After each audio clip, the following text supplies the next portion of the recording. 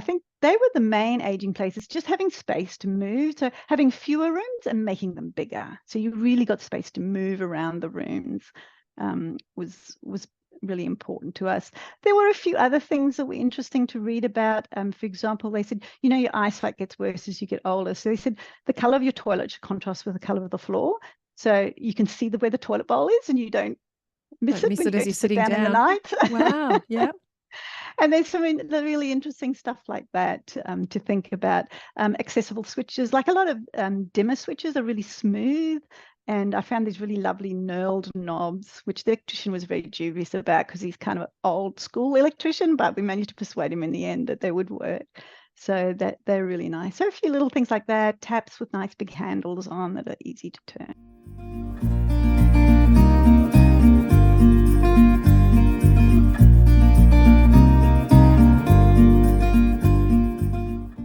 Well, June, it is so fantastic to have you here. I'm really looking forward to having this conversation with you.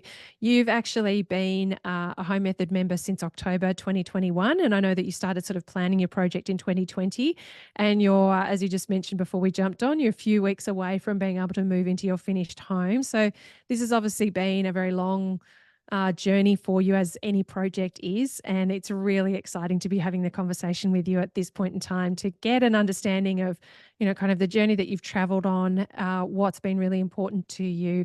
And then obviously being at the pointy end and being so close to being able to enjoy the experience of everything that you've planned and thought about and invested effort and time and energy into. So thank you so much for being here. I'm wondering if we can kick off by you just sharing who your project, what your project is and who it's for, and to give a little bit of context about the kind of home that we're talking about. Sure. So my partner and I, we're both in research, and because of that, we've lived in cities all our lives because we had to be universities and research organizations. And we're nature people. We love the bush, we love the ocean, and we really wanted to escape the city for retirement. So we started looking around, and we found this little coastal village in Western Australia called Greenhead, which we fell in love with. And so we bought a block of land here just as COVID was coming in. And so the final purchase of the land was all done online. It was quite an interesting experience. And then we spent a lot of time designing it. We wanted something that would suit our lifestyle and suit our aspirations, something that would fit with the environment and be reasonably environmentally friendly, is as environmentally friendly as a house could be, which is not that environmentally friendly, but we wanted to try and make it suit some better ideals. And so we spent pretty much all of COVID designing it. During that time, prices went up a lot, so we had to change our design. And what we've ended up with, we're very happy with. It's simpler and smaller, but we like it a lot better. And we've just moved to Greenhead now, and we're staying in a friend's house while our house gets finished off. Yeah, that's so exciting. So you've then obviously roughly when did the construction process start for you then? September last year. Okay, so you've been managing that fairly remotely, have you? Is that in terms of your experience of that? Yes. Yes, so it is very challenging to do it remotely. It's about a 3.5-hour drive here from where we were living. And so we weren't coming up as often as we would have liked. It's also challenging for the builder. He specializes in building remote areas, but he could be building anywhere in Western Australia at any point. And so he's not up here that often to supervise. So a lot of it is just been going on, ticking along, but it's actually gone really well. We're really pleased with the time. He promised us 9 months, and I think it's going to be a few months under 9 months, which is going to be great compared to what most of people are experiencing at the moment with house builds. Oh, that's fantastic. I'm looking forward to learning a little bit more about how you chose your team to navigate that kind of remote experience, because I can imagine that really came into play. I'd love, though, to dive into some of the priorities that you had when you designed your home, because you had some really clear goals, obviously, based on where you're at in your lives, the decisions that you're making about the kind of a future that you wanted. You touched on some of those things that were going to be really important to you. And when we were setting up this conversation, you said to me that that you really were looking to future-proof the home, both from an aging in place and a climate resilience point of view. You wanted to create an energy efficient home, and obviously just thinking about that general climate sensitivity for where you're located. As well as I think you had a bowel rating to deal with. You were, understanding that, and then also making sure that it was pet friendly, budget friendly. Lots of, as everybody is experiencing, they've all got their own dynamics that come into play as a bit of a jigsaw puzzle for their home design. How did you contend with this in how you were sort of thinking about pulling together your brief and then navigating that design process to make sure that you really, because some of these goals obviously can compete with each other a little bit. So how were you thinking about this as you navigated your design phase for this home? Yeah, so obviously we had to make a lot of compromises, especially living in the country. For example, there's no sewage where we are, and we were thinking of going for one of these they call an ATU, which is actually processes your waste to the point where you can use it on the garden to water it. And Western Australia is very dry, so this seemed like an ideal solution to us until we actually looked at it in detail and discovered that actually it requires a huge amount of maintenance. You can't go away for long periods of time, and it costs a lot of money to maintain. So we ended up just with a simple septic system. Similarly with the hot water system, we thought, oh, we'll go for a heat pump. That's the new technology and it's meant to be really efficient. But when we started looking into it, all the local plumbers said, don't touch it. Coastal area is really bad. It won't last more than 2 years. And you look at the warranty, the payback time on them is about 10 years, but the warranties are only about 2 or 3 years, which is a bit telling. And I thought, well, maybe you never reach the payback time. And the plumbers just said, don't do it. So we ended up with a really conventional rooftop hot water system in the end. So there were quite a few ideals that we had when we came in that we actually had to compromise on. And of course, with budget, you can't always have exactly what you want. It would be nice to go on full passive house, but we went for sort of half passive house. So passive house principles. But again, we live in a really nice, mild climate here. So full passive house is probably not necessary. When we spoke, we had some consultants with a passive house consultant, and he was really good. He understood that a lot of people couldn't go to full passive house, and he gave us the best recommendation, that compromise of where we were going to get the best value for money out of that. And things like that we had to compromise on. Yeah, the bushfire rating wasn't too bad really in the end because we were building a passive house and the house had to be really tight anyway. The bushfire, that allowed for a lot for the bushfire rating, because the bushfire where we are, it was a BAL 19, which is basically ember proofing. And if you're building a really tight house, it doesn't have gaps in it for the embers anyway. And then the only other thing really was to have a bit more toughened glass in all the glass. And we had to think a little bit more about where the windows were placed, because if windows are near the ground, then they've got to be a higher spec than that off the ground. And every window has to have ember mesh on, which isn't a big deal because you can have mosquito mesh anyway. So it just means going for aluminium mesh instead of fiberglass mesh. So a lot of stuff, after a while just slotted into place, and, we come up with some really good compromises in the end. How did you factor in the aging in place? What were you thinking about with that as a design goal for the project? Yeah, so that was mainly around not having stairs is one of the things they say. So we were just a single story. It's just a 2-bedroom house, so it's quite small. And it's also about having wider doorways and wide hallways. So we've got a really lovely wide hallway, which has a lovely nice feel about it being really wide. And all the doors had to be really wide. And one thing we had to do, like we've got 2 toilets. They got toilet for vanity. And we couldn't have a swing door because they wouldn't have been in the room to maneuver around it. These old toilets where you get in, you have to just about climb on the toilet bowl to get around the door. So they suggested, well, let's put cavity sliders in, and they're great. You open the cavity sliders and they're super wide, and modern cavity sliders. I was a bit reluctant at first, but modern cavity sliders are just so much better than those old things you get in rental houses, which bang and clatter and leak. These are lovely and smooth with lovely clicky locks in, and so we're really happy with them. So I think they were the main aging places, just having space to move. So having fewer rooms and making them bigger. So you really got space to move around the rooms was really important to us. There were a few other things that were interesting to read about. For example, they said, your eyesight gets worse as you get older. So they said the color of your toilet should contrast with the color of the floor. So you can see where the toilet bowl is and you don't miss Don't it miss when it you as go you're to sit sitting down in the down. night. Wow. Yeah. And there's some really interesting stuff like that to think about. Accessible switches, like a lot of dimmer switches are really smooth.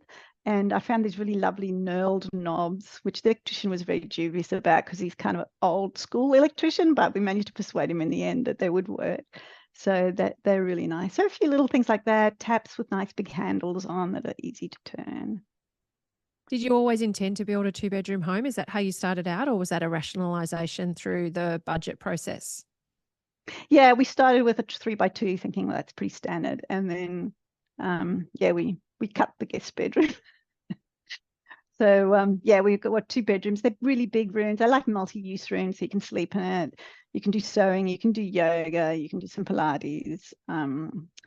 Yeah, study. Because I retire, but my partner's still got a couple of years' work to go. So part of his room will be a study. So there's a lot of space in there to do some multi-function rooms.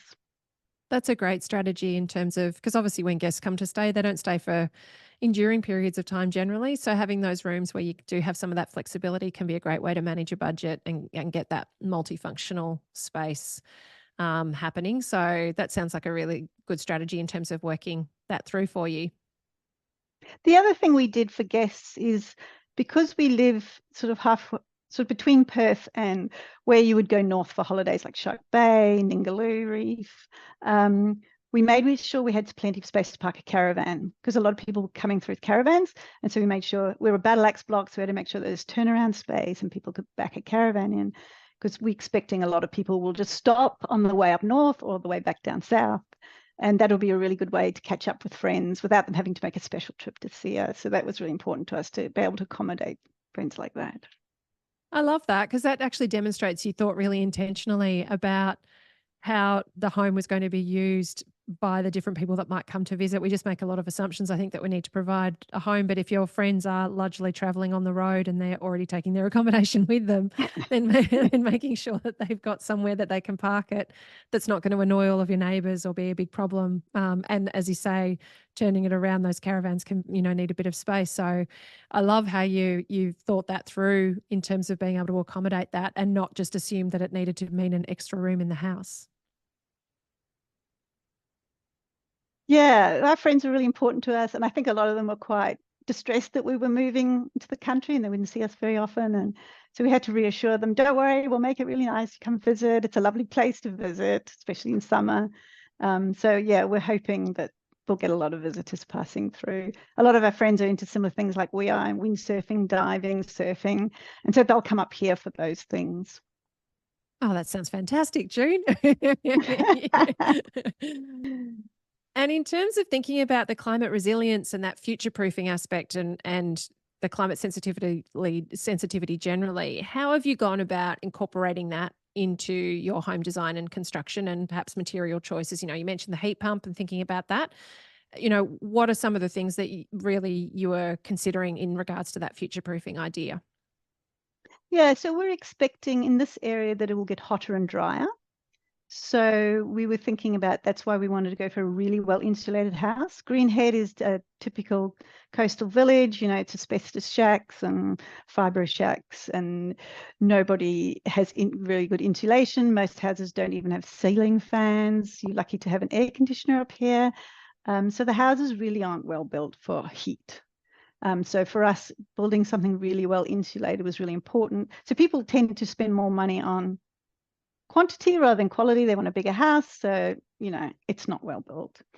And so we wanted to go the other way. We say we want something that's really well insulated. We often have power outages here because in the country the power is not so reliable, and we don't want the house to heat up if the power goes out. You can't cool it, for half a day or even a day.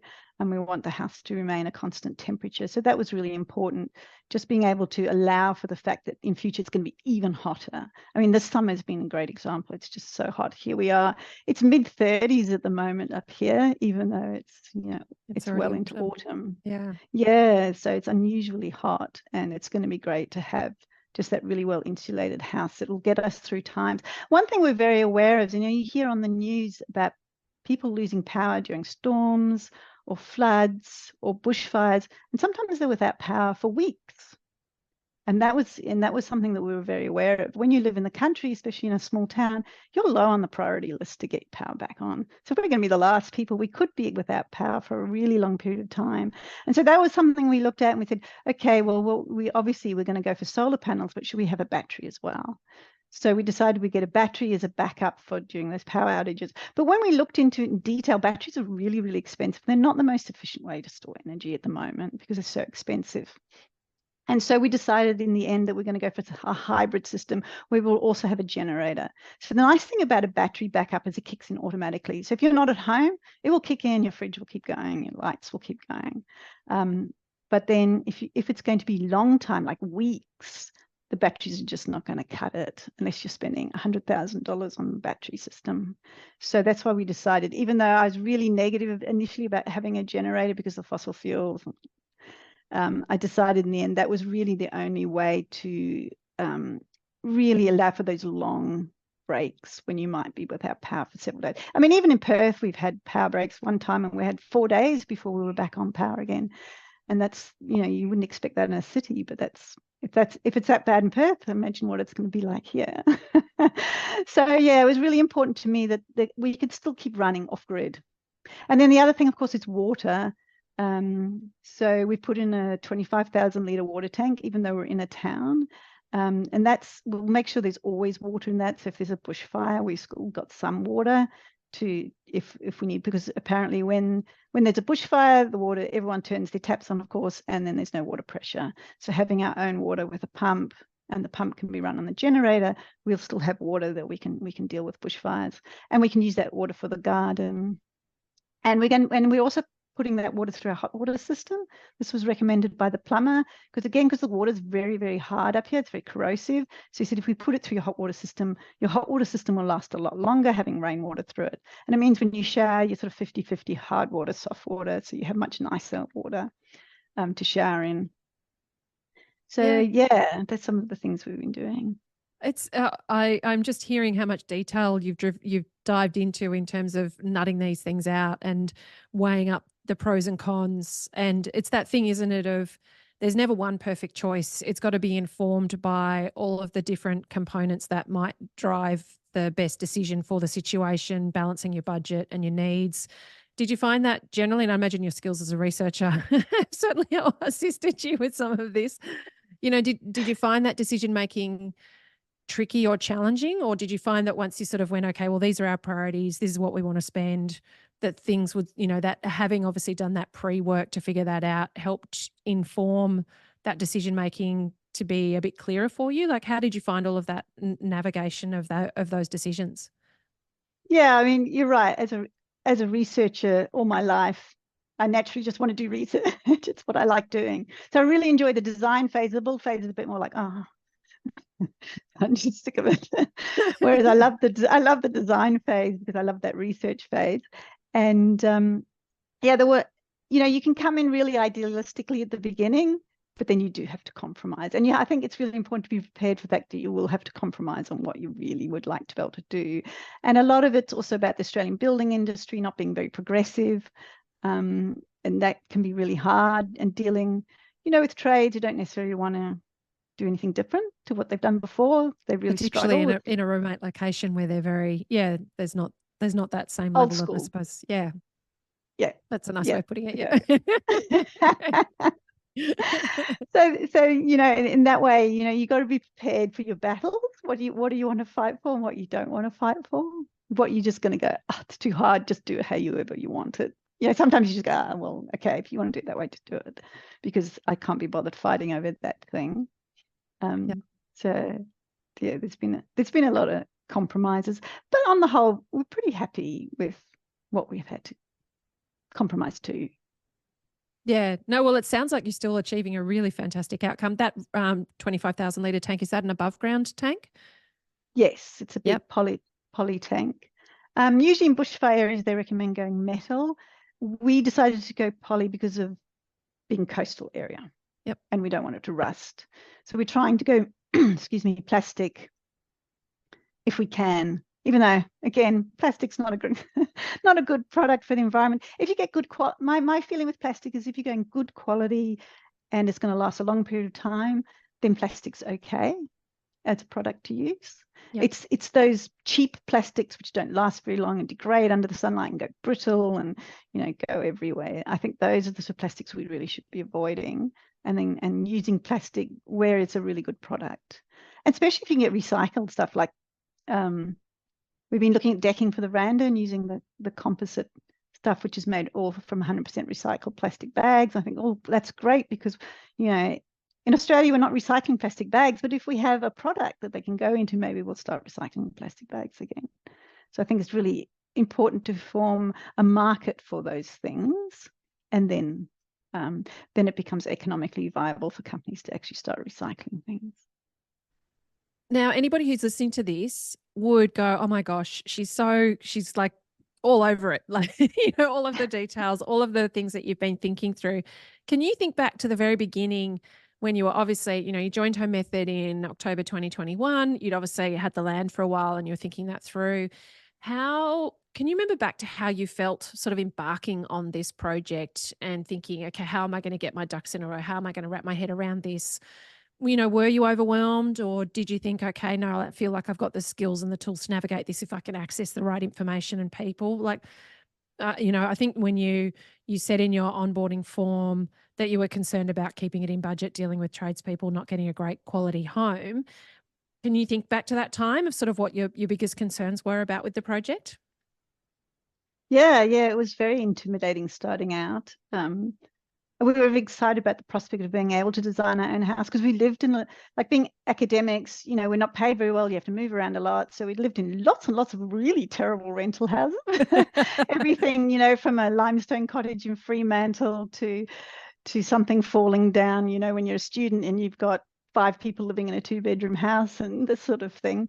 So yeah, we'd lived in a lot of different rentals. We'd moved every few years. And then we finally bought a house in Perth. And that was the only house we've owned until we started building this one. And that was really useful to have owned that, because we did some minor renovations. We did the kitchen up. We did some improvements on the bathroom. We also improved the passive shading of the house, because it was a very hot house when we first bought it. Improved the insulation, things like that. And things like that, having done even those small things, really helped us understand a bit about what it's like to deal with tradespeople, how long it takes to do things, what it involves, that sort of thing. You know, especially with the kitchen, when there were a few things I really, really stressed about.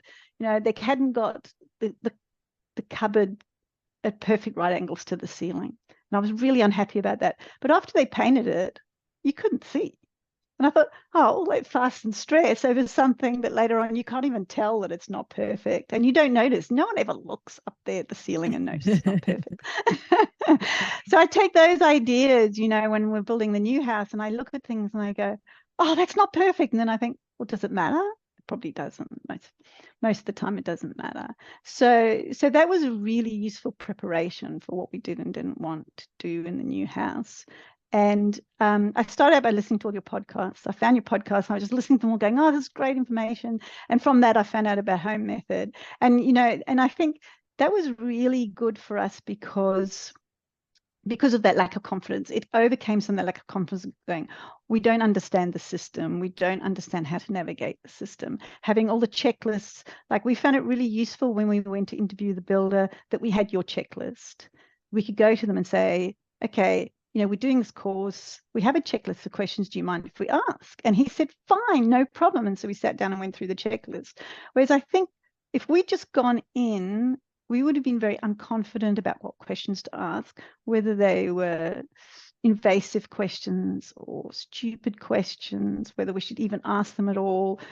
And I think we wouldn't have asked many questions. You know, you tend to not ask questions because you're scared of stuffing up somehow and making a fool of yourself.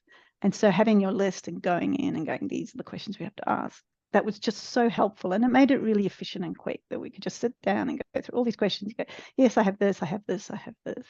And we found out a lot more about the builder doing that. So that was really good. Yeah, that's fantastic. And that, I mean, that's the whole idea, isn't it? Just to streamline and make those make those steps that you have to take far more efficient, so that you can, I always think that the quality of information you get depends on the quality of the questions that you ask. And so, and as a researcher, I can imagine that that's, Yes. you know, been your experience as well. And so having the right questions so that you're not like a deer in headlights, feeling like you're treading on toes, and can get the information that you need to make better informed decisions, is such, it gives you I suppose that it just equips you then with having a platform from which to operate in a much more informed way. So it's fantastic that that was your experience of it. And yeah, thank you for sharing that. You mentioned that you worked with some Passive House certified professionals, and you were sort of thinking about tackling this as a Passive House, but then obviously through budget and other decisions made a call to just use the Passive House principles, and then it's to seek for the home to be as airtight and energy efficient as possible. When you were selecting your team members and being remote to the site, you know, what was important to you, and how were you juggling who was local to you, who was remote to you, how much you were doing online, you know, what you were going to have to commit to personally in terms of traveling to the site? How were you sort of bringing all of those pieces together to get the right team for yourself? Oh, in some ways it was, when I say it was a team, it was very loose. It wasn't like, it's not like team when you describe it. This is more like people that we talked to, and then we tried to get them together sometimes, and not other times they wouldn't get together. So we started off with, we were recommended, initially we were thinking of building the house out of SIPs, the structural insulated panels. And the SIPs place recommended an architect to us. Her background was in commercial architecture, not so much residential. So I actually quite liked that, because it made her very straightforward and down to earth. She wasn't into, you know, all the fancy, expensive stuff. She was just like, this is what you need. This is how you draw it. And she drew up the house we wanted, the original 3x2 house. And then, you know, time went by, end of COVID, and we got it costed, and it was going to be too expensive because everything had just gone up so much, like incredible prices. So I learned a lot from her. She was great. We'd meet, you know, and sit down and talk about it and talk about the ideas. And that gave me enough confidence to redesign the house myself, keeping the same principles there, but making it simpler. Because one thing that the Passive House consultant really pushed, he said the house should be a rectangle. He said every corner loses heat and costs a lot of money. He's going, why have you got this corner? Why have you got this corner? Why have you got this corner? And I was going, but that's how houses are built, aren't they? You know, in Perth, everything is kind of, you know, jagged. Steps in and out, yeah. Yeah, steps in and out. That's just how houses are built. And he said, no, that's bad.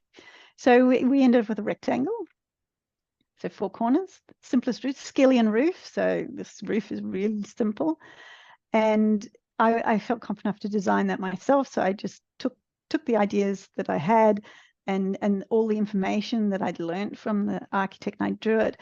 And then by then we'd selected a builder, and the builder had a draftsperson. So I went to the draftsperson, gave her my design, and she drafted that up, and we were really happy with the design. So yeah, that worked really well. Yeah. Who was local to you? Who was remote to you in Okay. that process? Yeah. Yeah, so the architect came up to site, even though she was Perth-based. She said, no, I won't design it until I've seen the site. She was great. She didn't charge us for that. She said, oh, no, we'll just come on one weekend just for, because I love that coast. And she came up, and that was really good. The builder is Perth-based, but as I said, he works rurally. So he builds all around Western Australia, mostly in the southwest, as well as in Perth. And we used the Passive House consultant, who's also Perth-based. He built the first Passive House in Perth. You can find out that information online. There's lots of information there about the house he built. It's really good. It was really good talking to him about that experience. So that was sort of our core team. And we were going to, and again, we were going to do prefabricated walls for the house and prefabricated roof panels. And there was a prefabricator, they were robotics engineers, and they built a machine so they could build the walls and roof inside a building. And I thought this was great because up here, you know, it's really hot, it's really windy, there's sand and dust flying around everywhere. When it's not windy, there's flies. You know, it's most unpleasant environment. I'm just thinking, if I'm a tradesperson working in this environment, I'm not going to do as good a job because I've got flies crawling up my nose, and it's hot, it's 35 degrees. And I think, yeah, I really like the idea the house is built in a warehouse.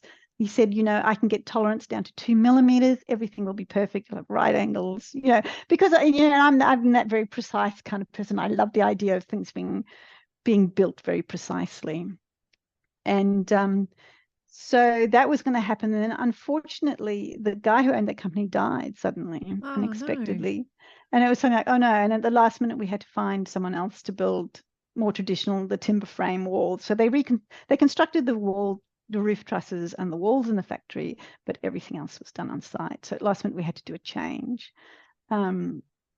So yeah, so some of the things we really wanted to do kind of just, you know, things change. And so pretty much all the main trades come up from Perth. The carpenters who did most of the work of the building came up from Perth, and they would come up here for a week or two at a time and just blitz it, work really long days and just work really, really hard and then go back down to Perth. But we did find some local trades. We got a local electrician who's great. Plumbers are not quite local, but they're sort of about an hour's drive away. Yeah, so we managed to find as much local trades as we could, because we really want to support the local community. I think that's really important when you're working, you know, when you're living in such a small community. It's really important that you become part of that community and that you work with the local people as much as possible. But they also understand, you know, that there's a shortage up here, as everywhere, of tradespeople, and they understand if you have to bring people in from outside. But I think it's really, really important to support the community as much as possible. And, you know, if you can get stuff locally. Greenhead itself only has about 300 people. Oh, So wow. it's really, really tiny. That's tiny, isn't but it? Yeah. 302 now. But we've got Jurien Bay, which is about 20 minutes drive away, and that's a little bit bigger. It has hardware stores and shop. It has a supermarket and it has a medical centre, although apparently it takes 5 weeks to get an appointment there. So it's not much use to most people. But they do have the main, you know, facilities you need, and it's only 20 minutes drive away, so it's not really very far to go. Yeah. So yeah, we get a few trades up from there as well if we want things as well. So that's good. Our kitchen is built in Jurien Bay. Really, okay. There's some really skilled tradespeople up here. Actually, some of them are really amazing. So that's great. That's fantastic. So what did you end up cladding the house in then? If you're doing that timber frame, what did you end up choosing for your cladding and your insulation? Because I can imagine with that panelized process, you're probably getting all of that in one component, as well as obviously the airtightness and being able to build it in a factory. How did you try and replicate that with the material choices that you made for it to be built more conventionally? Yeah, so we used the Hardy plank, not Hardy plank, the biggest panels we could get from the Hardy fiber cement on the outside, because I wanted as few lines as possible just to reduce the cleaning. So they're big. We built the house. Another thing we were told to do is build the house. The size of the house should match the size of your cladding panels, because then there's least wastage. So if you go for standard size houses, like I think it was everything should be in at least 1 meter and better to be in 3 meters. So our house is in like either 1 meter or 3 meter components, which is quite interesting. Actually, the carpenter said, oh, you know, you should make it slightly smaller than that, because if you don't get it exact, then you've got this little tiny if it comes out slightly bigger, he said, go a few centimeters under, you know, your 1 meter. Yep. Or 3 meter length. So that's better. Yeah, so we've got that planking on the outside. Then we've just got very traditional rock wool fiberglass insulation. The one, so in true passive house, you have 2 ventilated cavities, one on the outside and one on the inside. So we've just gone for the external ventilated cavity, not the inside one. So the gyprock goes straight onto the timber frame. But on the outside, you've got the wrap around the timber frame, and then you have battens, which gives you the air gap, and then the cladding goes on the outside of that. And the battens have to run vertically, so if you get condensation, the water runs down and out, and then you have to have a gap at the bottom and the top for that airflow to come through, which is something we had to balance with the BAL rating, because of course with bushfire you can't have gaps. So what they had to do was put a mesh at the bottom and top gaps just to seal that all off. And the same with the roof, because it's a skillion roof and the ceilings follow the roof line. We don't have a roof gap, much to the dismay of the electrician. He doesn't, it's got no space to get into, so everything had to be done perfectly. But again, it's exactly the same thing. You know, you've got the timber frame, you've got the gyprock underneath, then you've got they've got a separate wrap that goes over the top, and then that's all sealed taped onto the wall wrap, so it's just continuous wrapping. So you've got that and wrapped then you've building got envelope. Yep. Yeah, and then on the ceiling they put two sets. The roof, they put two sets of battens before they put the roof metal on. And so we have one which runs down the dip of the roof to allow the water to run off, and then another counter batten which goes the other way, and you get a bigger gap for much better airflow through that roof space. So that's all to control the moisture condensation. Yeah, it's fantastic. Because obviously under the metal roof, you're going to get a lot of condensation. It'll drip onto the wrap and then just run straight out the air gap. Yeah, such great strategies.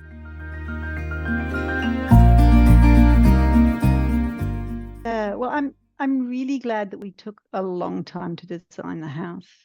To my mind, that was the most important thing, because you only really get one opportunity to build a house. And if you stuff it up, you can say, well, I'll sell it and move on, but it's somebody else's problem then. So I think it's really, really important to get the design right. And I'm so glad we had a long time to do that. We've really had a lot of time to think about it. And there were a couple of ideas I used to plan that. And one of them I call scenario planning, which is you just imagine things you do every day. So I think, okay, I come home from the shops with the groceries. Where am I going to park the car? How am I going to unpack them? How do I navigate to the kitchen? You know, I don't want to have a contorted path from the car to the kitchen.